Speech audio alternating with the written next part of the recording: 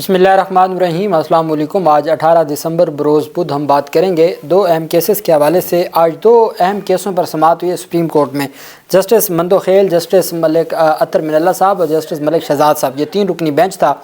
آج عدالت کی جانب سے واضح طور پر چیف جسٹس صاحبان، قاضی فائز سمیت جو سابق چیف جسٹس صاحبان ہیں، صدر مملکت ہیں، وزیر اعظم ہیں اور صوبائی حکومتیں ہیں، اور Pakistan Tehreek Insaf P T I کی کے پی حکومت کے وکیل نے جو وہاں پہ ایک بڑا عین موقع پہ ایک عدالت کے سامنے معاملہ اٹھایا ہے خیبر پختونخوا ہاؤس پر حملے کا، بہت اہم پیش رفت ہے جو میں آپ کے ساتھ شیئر کرنے جا رہا ہوں۔ سب سے پہلے میں آپ کو بتاتا چلوں کہ ایڈیشنل ججز آف سندھ ہائی کورٹ، اس کے لیے جو نام پہلے تو chief justice Sindh high court کی نام جانب سے ایڈیشنل ججز کے نام دیے گئے تھے جن پر اعتراض اٹھایا گیا تھا بلاول سرکار کی جانب سے۔ اب بلاول سرکار جو مختلف ممبران ہیں جوڈیشل کمیشن کے، انہوں نے جوڈیشل کمیشن میں جو ججز کی تعیناتی سے متعلق نامزدگیاں کی ہیں، جیسا ہم نے دیکھا کہ کس طریقے سے پاکستان مسلم لیگ نون سے جڑے لوگوں کو لاہور ہائی کورٹ کے لیے مختلف جو جوڈیشل کمیشن کے ممبران ہیں انہوں نے نامزد کیا،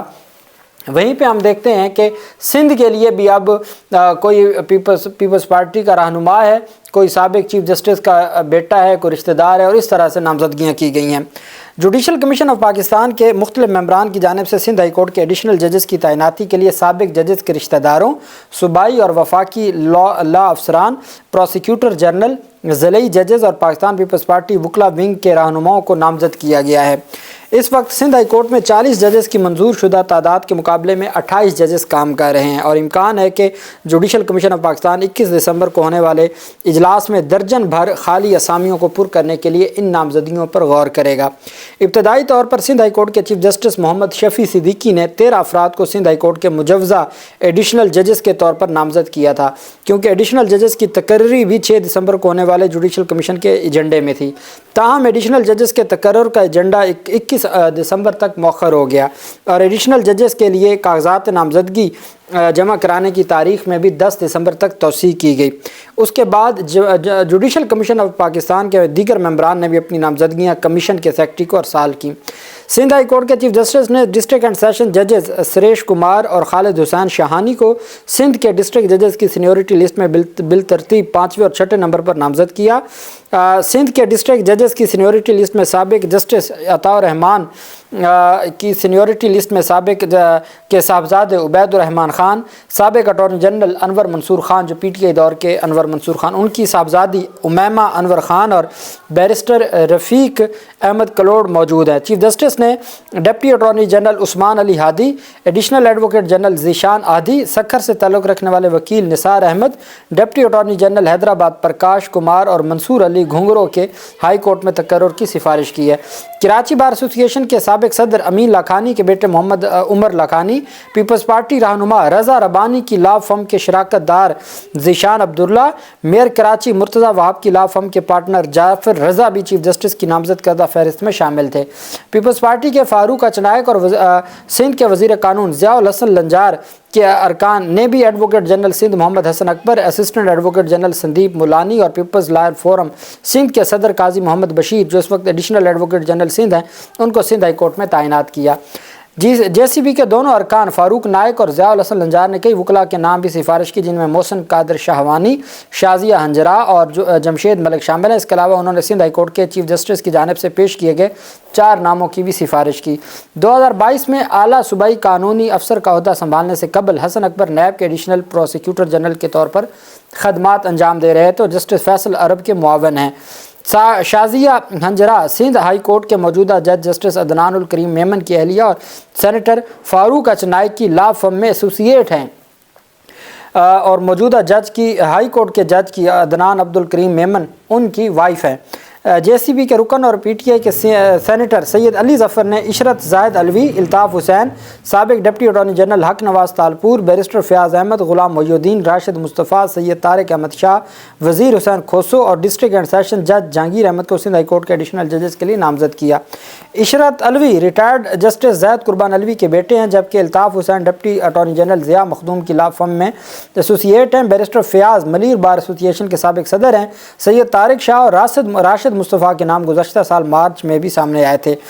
सिंध हाई कोर्ट के आइनी बेंच के सरबराह जस्टिस करीम आगा के आगा के भेजे गए नामों में डिस्ट्रिक्ट एंड सेशन जज तस्नीम सुल्ताना, पीपल्स पार्टी के रहनुमा सैयद नवीद कमर के भाई additional advocate general Sindh Miran Shah, prosecutor general Sindh doctor Faiz Shah, Usman Hadi और हैदराबाद बार एसोसिएशन के साबिक सदर इमदाद अनर शामिल हैं। उन्होंने एडवोकेट हक नवाज तालपुर को भी नामजद किया, जिसका जिक्र पाकिस्तान तहरीक इंसाफ के सेनेटर अली जफ़र ने भी किया। अब ये तैनाती हैं कुछ मुस्लिम लीग नून के जो वज़ीर कानून हैं, उन्होंने शाह मोहम्मद शाह के बेटे यासिर अहमद शाह का नाम भी तजवीज़ किया है।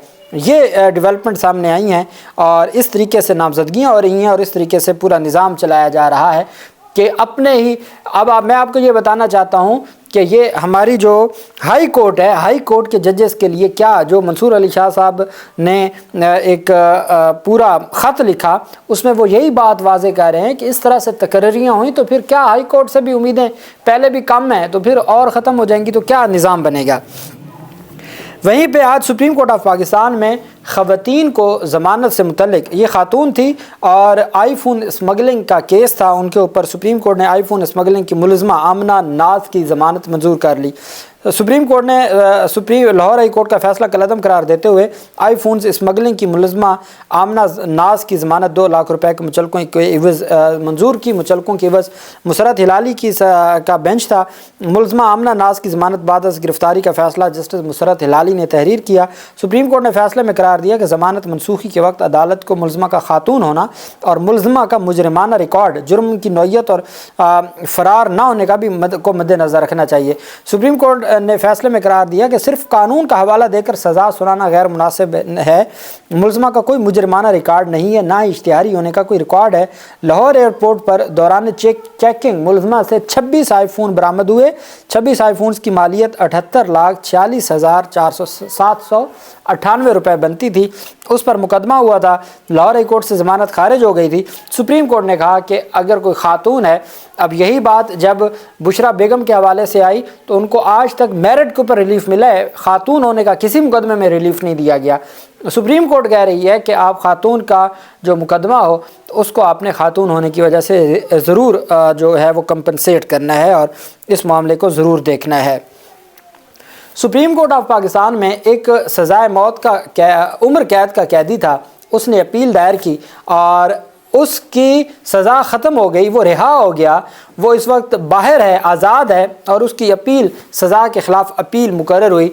जस्टिस मंदो खेल की सरबराही में बेंच था और उसमें जस्टिस मलिक शहजाद साहब और जस्टिस अतर मिनल्ला साहब थे। अब आप सुनिएगा सही, बड़ी दिलचस्प कहानी है। उम्र कैद की सज़ा काटने वाले मुजरिम की सज़ा के ख़िलाफ़ सुप्रीम कोर्ट में अपील सज़ा मुकम्मल होने और रिहाई के बाद समाअत के लिए मुकर्रर होने का इंकशाफ हुआ।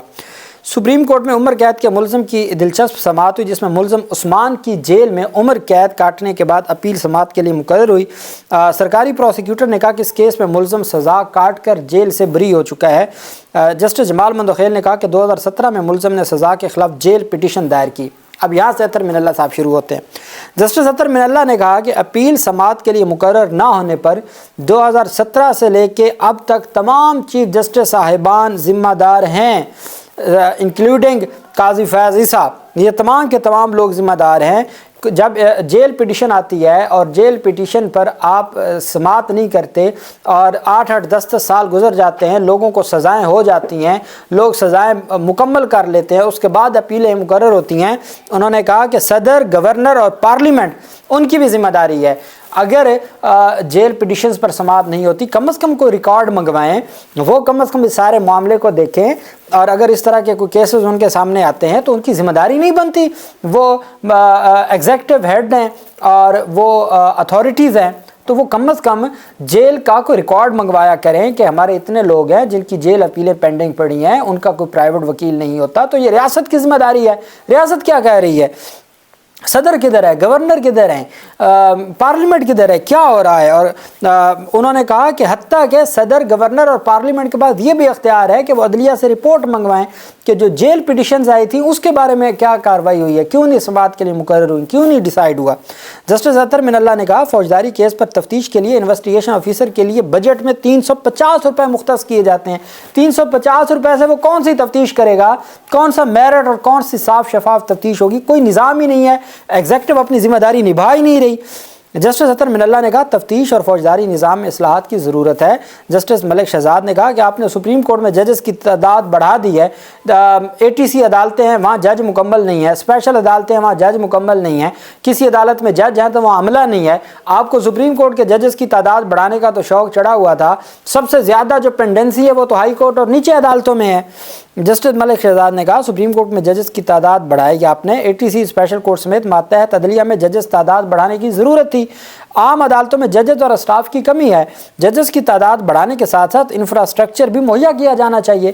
Deputy advocate general Khyber Pakhtunkhwa کے جو خیبر پختونخوا پاکستان تحریک انصاف کی حکومت کے وکیل ہیں کوثر علی، وہ بھی عدالت میں موجود تھے۔